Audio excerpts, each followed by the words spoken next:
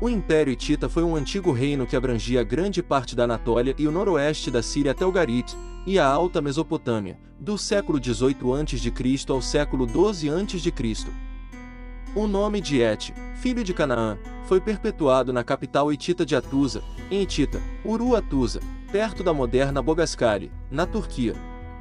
Os descendentes de Et, conhecidos como atianos, habitaram a terra de Ati, nas regiões central e sudeste da Anatólia, até que finalmente se fundiram ou foram substituídos pelos indo-europeus, conhecidos como Nesitas ou Hititas tardios, que adotaram o nome deles, bem como o termo terra de Ati. Esses indo-europeus eram étnica e linguisticamente distintos dos atianos. Embora seu império fosse composto por diversas origens étnicas e linguísticas, uma língua indo-europeia conhecida como nesiano era falada pelo grupo dominante. Hoje, essa língua é conhecida como hitita. Eles eram conhecidos por suas habilidades em trabalhar o ferro e construir carruagens e podem ter influenciado posteriormente citas. Mesmo tendo vivido na Idade do Bronze, eram considerados à frente de seu tempo com seu conhecimento sobre o ferro.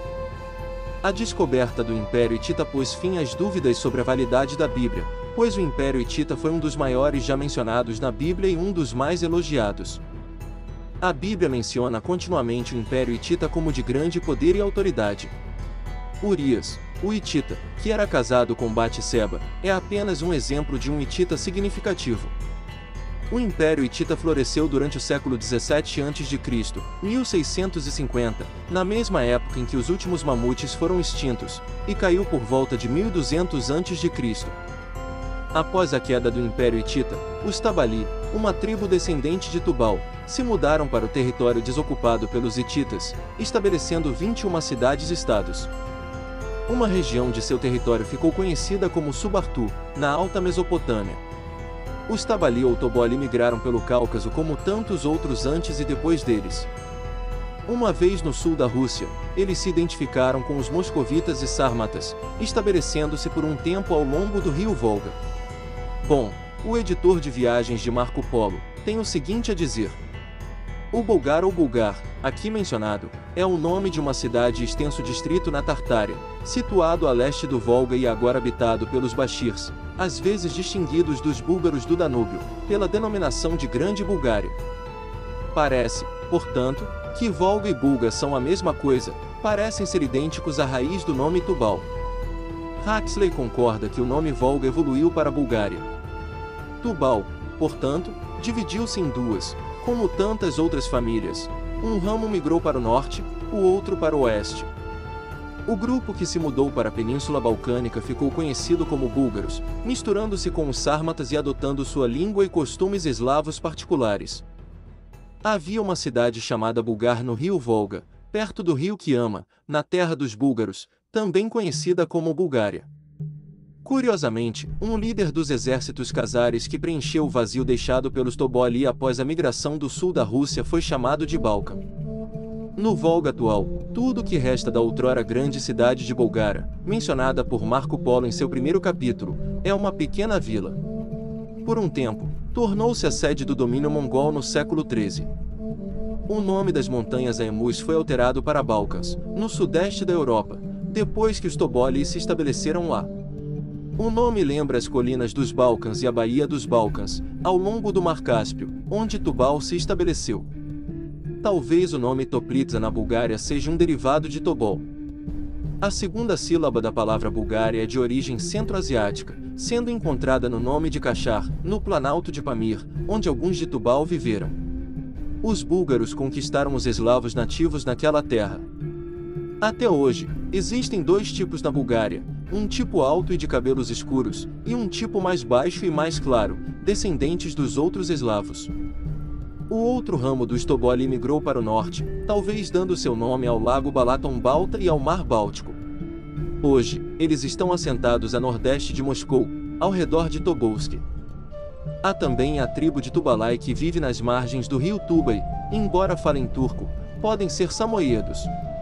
Eles podem ter adquirido seu nome de Tubal. Um nome de lugar ao longo do Volga era conhecido como Sibéria. Hoje, a Sibéria fica no norte da Rússia, para onde os Tobolskis migraram. O nome pode ter se originado no distrito de Subartu, na antiga Tubal, na Ásia Menor. A grande faixa de território que constitui a Sibéria, Sibir para os russos modernos, é uma vasta região oriental do atual Estado russo. Foi conquistada durante a expansão imperial russa nos séculos XVIII e XIX. Efetivamente, forma o norte da Ásia, em contraste com o restante da Ásia vizinha, na forma de suas divisões regionais: Ásia Central, Leste Asiático, Sudeste Asiático, Sul da Ásia e Ásia Ocidental, mais conhecido como Oriente Próximo ou Médio. O norte da Ásia se estende dos Montes Urais, a oeste, com esta cadeia de montanhas formando divisor com a Europa, até o Oceano Pacífico, a leste, e ao sul. Do Oceano Ártico até as colinas do centro-norte do Cazaquistão e as fronteiras da Mongólia e da China. A história inicial da Sibéria foi grandemente influenciada pelas sofisticadas civilizações nômades dos Citas, Pazyryk, a oeste dos Montes Urais e Xiongnu, ou Hunos, a leste dos Urais, ambos florescendo antes da Era Comum. As estepes da Sibéria foram ocupadas por uma sucessão de povos nômades, incluindo o povo Khitan, vários povos turcos e o Império Mongol. Curiosamente, Khitan é semelhante a Khitim, ou seja, o Chipre. O Chipre foi parte do domínio hitita antes de sua queda. As influências indo-iranianas no sudoeste da Sibéria podem ser datadas da cultura Andronovo, de 2300 a 1000 a.C. Entre os séculos 7 e 3, os citas indo-iranianos floresceram na região de Altai, da cultura Pazyryk. Eles foram uma grande influência em todos os impérios das estepes posteriores. Já no primeiro milênio antes de Cristo, o comércio era feito através da Rota da Seda. Os produtos de seda eram importados e comercializados na Sibéria. Os citas eram um antigo povo nômade equestre iraniano oriental que migrou durante os séculos 9 a 8 a.C., da Ásia Central para a estepe pontica na atual Ucrânia e no sul da Rússia, onde permaneceram estabelecidos do século 7 a.C. até o século 3. Habilidosos na guerra montada, os citas substituíram os agatirsos e os cimérios como potência dominante na estepe eurasiana ocidental no século 8 a.C. No século 7 a.C., os citas cruzaram as montanhas do Cáucaso e frequentemente invadiam a Ásia Ocidental junto com os cimérios. Após serem expulsos da Ásia Ocidental pelos medos, os citas recuaram para a estepe pontica no século 6 a.C. e foram posteriormente conquistados pelos sármatas nos séculos 3 e 2 a.C. No século 3 d.C., os últimos remanescentes dos citas foram subjugados pelos godos, e no início da Idade Média, os citas foram assimilados e absorvidos pelas várias populações sucessivas que se mudaram para a estepe pontica. Curiosamente, há a possibilidade dos citas terem adquirido as habilidades de cavalgadas dos hititas. A utilização do cavalo pelos hititas, principalmente em carruagens de guerra, tornou-se uma força militar formidável. Os seus exércitos com carruagens e cavaleiros eram capazes de realizar ataques rápidos e eficazes, contribuindo para o seu sucesso militar e expansão territorial. Vamos ver agora a origem do nome Sibéria. Sibéria pode ter se originado do Kanato de Sibir. Sibéria pode significar estepe ou pântano, terra adormecida ou água e terra selvagem. Subartu, na antiga Alta Mesopotâmia, pode ter dado origem ao nome Sibéria, como mencionado antes. Subartu era aparentemente um reino na Alta Mesopotâmia, no Alto Tigre.